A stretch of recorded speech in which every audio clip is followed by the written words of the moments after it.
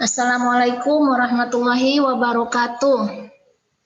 Waalaikumsalam warahmatullahi wabarakatuh. Apa kabar anak-anak? Sehat? Alhamdulillah sehat. Alhamdulillah sehat. Ya, mari sama-sama kita memulai pembelajaran hari ini dengan mengucapkan basmalah, bismillahirrahmanirrahim. Sembari berdoa, Rabbi srohli sodari wa yassirli amri wahlul 'uqdatam min lisani yafqahu qawli Rabbi zidni ilman warzuqna fahman. Baik ya, materi kita hari ini yaitu beriman kepada malaikat-malaikat Allah Subhanahu wa Ta'ala. Sebelumnya kita mengetahui dulu indikator pembelajaran kita hari ini. Yang pertama, meneliti secara lebih mendalam pemahaman Quran Surah Al-Baqarah ayat 282, Quran Surah An-Nisa ayat 136, tentang beriman kepada malaikat Allah Subhanahu wa Ta'ala. Kemudian menganalisis makna beriman kepada malaikat-malaikat Allah Subhanahu wa Ta'ala. Memahami makna iman kepada malaikat dan tugas-tugasnya. Yang pertama, pengertian iman kepada malaikat. Iman secara bahasa sudah sama-sama kita ketahui, artinya percaya atau yakin.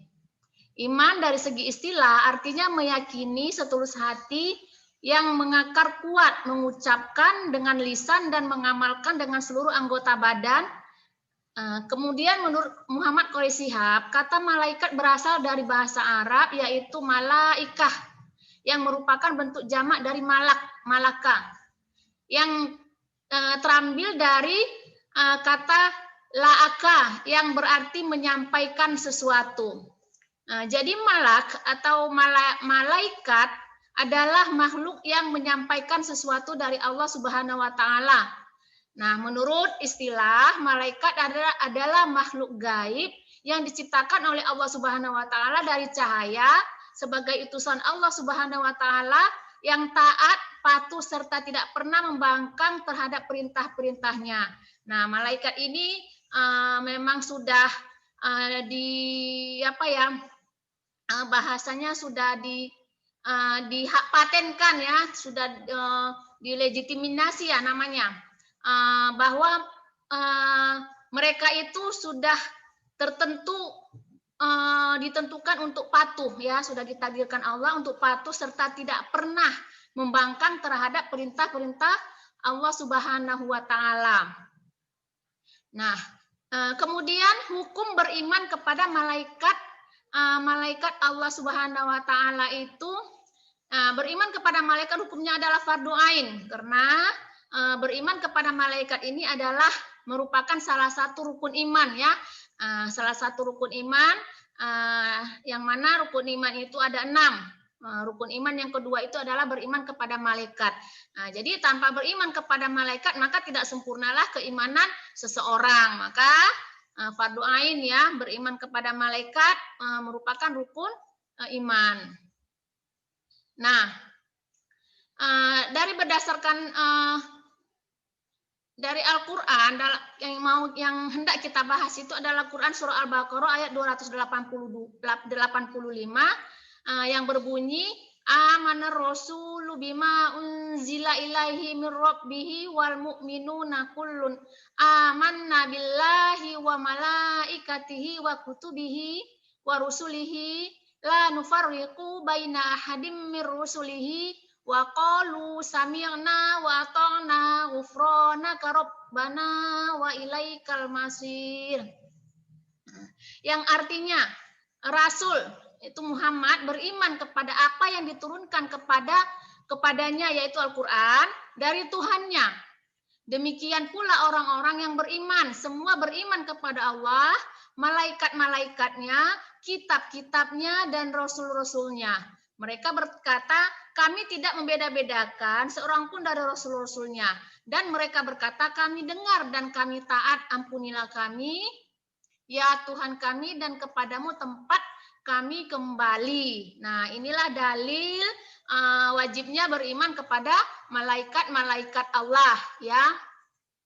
Kemudian juga terdapat dalam Quran surah An-Nisa ayat 136 yang berbunyi ya ayyuhalladzina amanu billahi wa rasulihi wal kitabil ladzi nazzala ala rasulihi wal kitabil ladzi anzala min qablu wa may yakfur billahi wa malaikatihi wa kutubihi wa rusulihi wal yaumil akhiri faqad dhalla dhalalan ba'ida.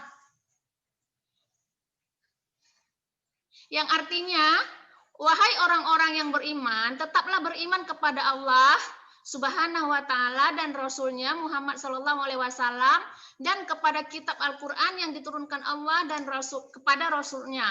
Serta kitab yang diturunkan sebelumnya, barang siapa yang ingkar kepada Allah Subhanahu wa taala, malaikat-malaikatnya, kitab-kitabnya, rasul-rasulnya dan hari kemudian, maka sungguh orang itu telah tersesat sangat jauh. Nah, jelas ya. Menjadi dalil juga bahwa wajibnya beriman kepada malaikat-malaikat Allah. Kemudian di dalam hadis juga ditegaskan hadis Rasulullah Sallallahu Alaihi Wasallam yang diriwayatkan oleh Bukhari dan Muslim ya. Kalau sudah diriwayatkan oleh Bukhari dan Muslim, ini namanya hadis sahih. Yang berbunyi an Abi Hurairah radhiyallahu anhu anna Rasulullah Sallallahu Alaihi Wasallam kana yauman barizal linnasi idza atahu rajulun yamshi faqala ya Rasulullah mal iman qala al imanu an tu'mina billahi wa malaikatihi wa rusulihi wa liqa'ihi wa tu'mina bil ba'sil akhir, yang artinya diriwayatkan dari Abu Hurairah radhiyallahu anhu bahwa pada suatu hari Rasulullah Shallallahu Alaihi Wasallam muncul di tengah orang banyak. Lalu beliau didatangi oleh seorang laki-laki. Orang itu bertanya, wahai Rasulullah, apakah iman itu? Beliau menjawab, iman adalah kamu harus percaya kepada Allah Subhanahu Wa Taala, malaikat-malaikatnya, kitab-kitabnya, pertemuan dengannya dan rasul-rasulnya, dan hari kebangkitan di akhirat nanti. Nah, itu ya dalil-dalil wajibnya beriman kepada malaikat-malaikat Allah. Nah,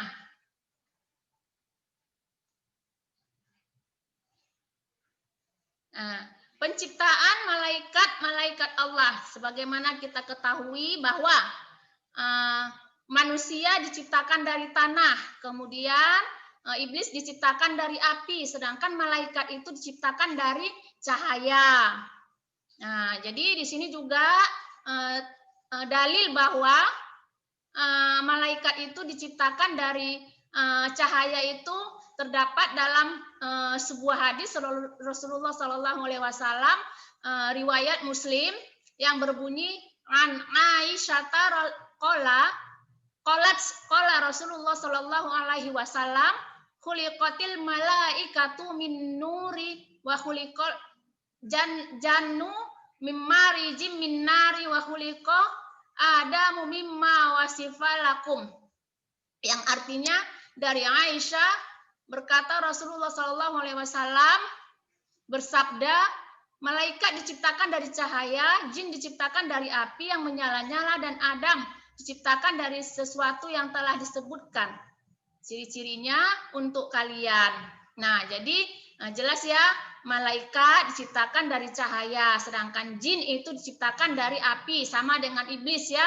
Iblis juga diciptakan dari api. Hanya saja kalau iblis ingkar sudah dari nenek moyangnya iblis, kemudian kepada keturunannya semuanya itu adalah makhluk yang ingkar kepada Allah Subhanahu Wa Taala, penghuni tetap di neraka jahanam. Sedangkan jin walaupun sama-sama tercipta dari api, tetapi masih ada jin yang kafir dan ada jin yang beriman.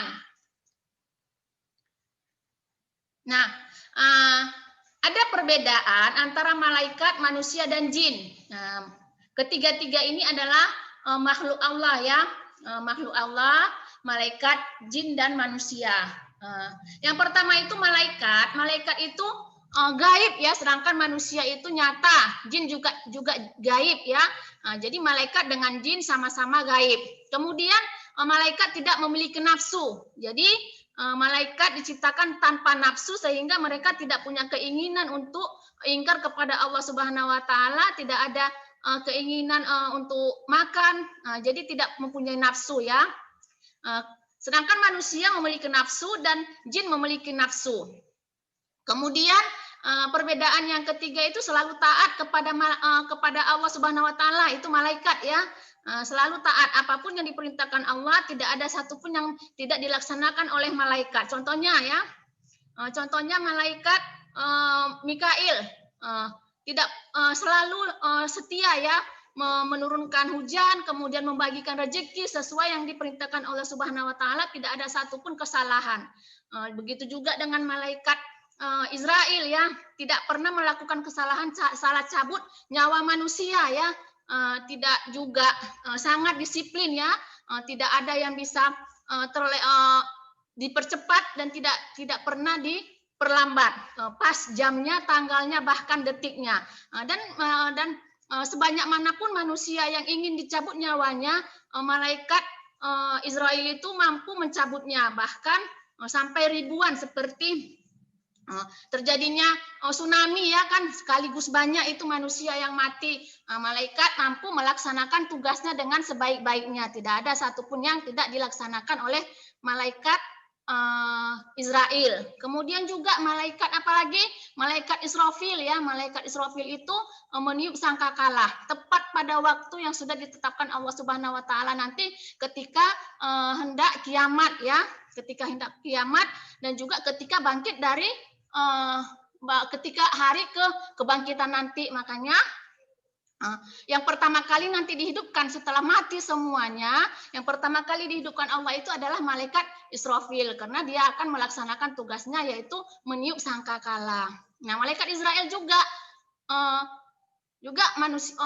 malaikat Israel juga adalah makhluk yang terakhir ya, yang terakhir mati ya, yang terakhir mati, karena tugasnya itu mencabut segala semua nyawa ya, yang bernyawa itu dicabut, nyawanya dicabut oleh malaikat Israel, sehingga pada akhirnya hanya Allah sendiri yang hidup, satu-satunya yang hidup di Allah. Maka malaikat Israel itu mencabut nyawanya sendiri yang terakhir kali, sampai dia berkata, ya Allah, sekiranya aku tahu begini sakitnya lah dicabut nyawa, mungkin aku enggan untuk mencabut, ditugaskan mencabut nyawa. Begitulah bahasanya ya, bahasa pasaran kita ya.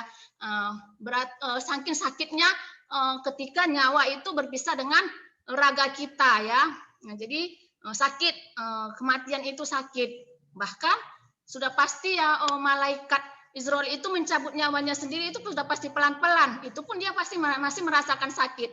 Apalagi kalau dicabut nyawa sembarangan. Kalau orang kafir, kalau orang yang fasik, orang yang durhaka kepada Allah, maka malaikat Israel itu sembarangan aja mencabut nyawanya, suka-sukanya aja, ditariknya aja begitu, tidak ada kasih sayang, tidak ada pelan-pelan. Kemudian tetapi jika yang dicabut nyawanya itu orang yang beriman, maka malaikat Israel itu mencabutnya dengan pelan-pelan, dengan sebaik-baiknya, supaya tidak sembarangan cabut. Nah, kemudian tadi malaikat selalu taat kepada dan tugas-tugas malaikat lainnya seperti malaikat Raqib dan Atid tidak akan pernah salah mencatat ya. Tidak akan pernah salah mencatat, itu sudah dipatenkan oleh Allah Subhanahu wa taala. Amal baik ibu tidak akan dicatat dengan nama yang lain. Amal baik kalian juga tidak dicatat dengan nama yang lain. Begitu juga kejahatan dan dosa-dosa, tetap malaikat itu tidak akan pernah salah catat. Nah, begitulah yang selanjutnya tugas-tugas malaikat yang lainnya. Nah, kemudian tadi malaikat selalu taat. Nah, sedangkan manusia ada yang taat dan ada yang durhaka ya. Sebagian yang ada yang beriman, juga ada yang kafir. Nah, kemudian jin juga ada yang taat dan ada yang durhaka. Karena memang manusia dan jin itu diciptakan untuk beribadah kepada Allah Subhanahu wa taala. Sebagaimana firman Allah, wa ma khalaqtul jinna wal insa illa liya'budun, dan kami tidak akan menciptakan jin dan manusia kecuali untuk beribadah. Nah, kemudian apalagi perbedaannya? Malaikat itu tidak makan, tidak minum, dan tidak tidur dan tidak kawin ya, karena memang malaikat diciptakan tanpa nafsu. Nah, sedangkan manusia dan jin itu makan, minum, tidur dan kawin sama ya. Karena jin dan manusia itu diciptakan dengan nafsu ya. Mereka beranak juga seperti kita jin, mereka beribadah juga seperti kita, sholat juga seperti kita bagi mereka yang beriman. Kemudian malaikat memiliki akal pikiran yang bersifat statis. Manusia memiliki akal pikiran yang bersifat dinamis ya, sedangkan jin itu memiliki akal pikiran. Nah, itulah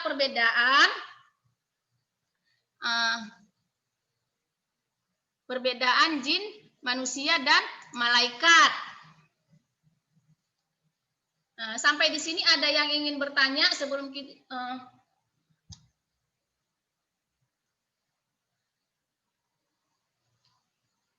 halo, anak-anak. Nah, masih ada waktu kita, nak. Nah, jadi dari segi jumlah, malaikat itu yang wajib kita ketahui itu dan wajib diimani itu ada 10 ya. Ada 10, hanya saja malaikat itu banyak. Apa tugas-tugasnya? Tugasnya selalu bertasbih kepada Allah Subhanahu wa taala. Yang wajib kita ketahui itu adalah 10 beserta tugas-tugasnya, yaitu malaikat Mikail bertugas memberi rezeki, membagikan rezeki, dan tidak pernah salah alamat ya. Kemudian malaikat Jibril yaitu menyampaikan wahyu kepada para nabi dan rasul dari Allah Subhanahu wa taala. Kemudian malaikat Israil itu bertugas sebagai malaikat pencabut nyawa ya. Segala yang bernyawa, malaikat Israil lah yang melaksanakan tugasnya untuk mencabutnya. Kemudian malaikat Israfil yaitu bertugas sebagai meniup sangkakala ya. Sangkakala itu diriwayatkan itu seperti tanduk ya, seperti tanduk yang besar bulatannya itu. Bulatannya itu kan tanduk itu ada bulatannya. Yang sebesarnya itu sebesar bumi ya, sebesar bumi beserta isi-isinya. Nah, itulah besarnya. Kemudian malaikat Mungkar dan malaikat Nakir itu bertugas menanya ya, bertugas menanyakan dan menguji iman orang yang mati ya, yang sudah mati di alam kubur. Itu tugasnya. Jika yang meninggal itu orang yang beriman, maka yang muncul itu malaikat yang dengan wajah yang tampan, yang bagus, ya dengan lemah lembut, ya bertanya. Jika yang dalam kubur itu orang yang durhaka, orang yang selalu berbuat dosa, berbuat zalim, maka dia akan datang dengan wajah yang sangat buruk di alam kubur. Tapi bukan di dalam kubur yang di dalam tanah itu ya. Nah, itu hanya tempatnya saja, tempat penguburan jasad ya. Jadi alam kubur itu di mana?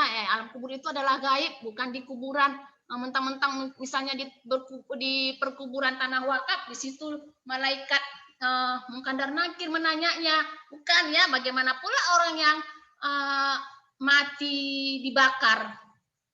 Masa debu yang ditanya, kan nggak mungkin. Atau orang yang matinya itu, meninggalnya itu di laut.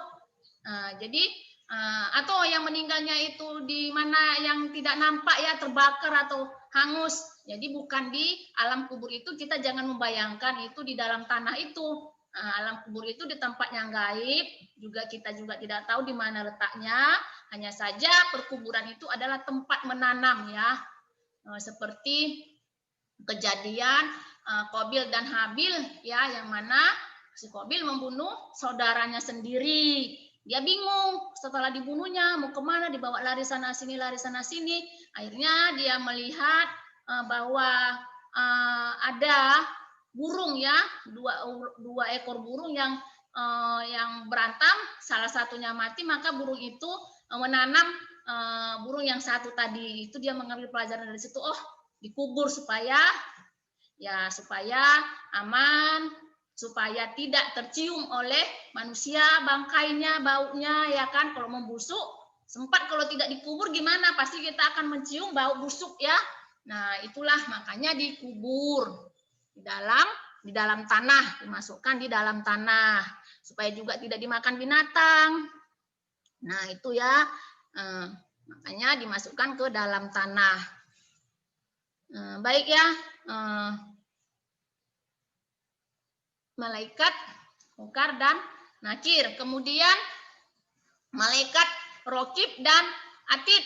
Ya, malaikat Rokib mencatat amal baik, kemudian malaikat Atid mencatat amal buruk. Ya, malaikat Rokib tidak akan pernah salah catat. Ya, malaikat Atid juga tidak pernah salah catatannya.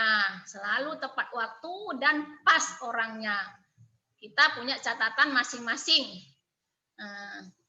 Yang disimpan termemori oleh malaikat Rokib dan Atid. Kemudian malaikat Malik, penjaga neraka ya, penjaga pintu neraka. Mukanya sangar. Karena yang masuk situ adalah orang-orang yang jahat, orang-orang yang durhaka, orang-orang yang zolim, orang-orang yang kafir, maka mukanya serem ya. Tapi bukan berarti dia orang yang jahat juga.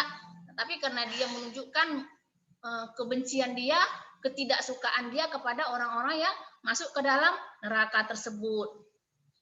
Kemudian malaikat Ridwan, penjaga pintu surga. Mudah-mudahan suatu hari nanti ketika setelah hari berbangkit nanti kita dipertemukan sesegera mungkin dengan malaikat Ridwan ya, supaya kita masuk ke dalam surganya Allah Subhanahu wa taala.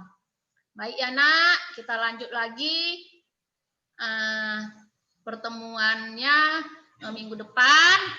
Untuk pertemuan hari ini, Ibu sampai di sini ya pertemuan kita. Ada yang ingin bertanya? Saya tanya. Ada nak? Baik ya, mudah-mudahan sudah paham. Kalian juga bisa baca-baca, banyak bacaan, banyak sumber yang bisa menjadi bahan pembelajaran kalian ya. Jangan hanya terfokus kepada apa yang Ibu sampaikan, karena yang Ibu sampaikan hanya sedikit ya.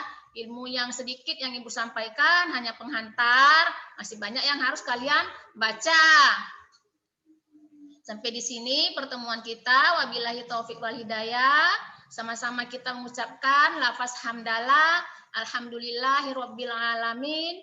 Assalamualaikum warahmatullahi wabarakatuh. Waalaikumsalam warahmatullahi wabarakatuh.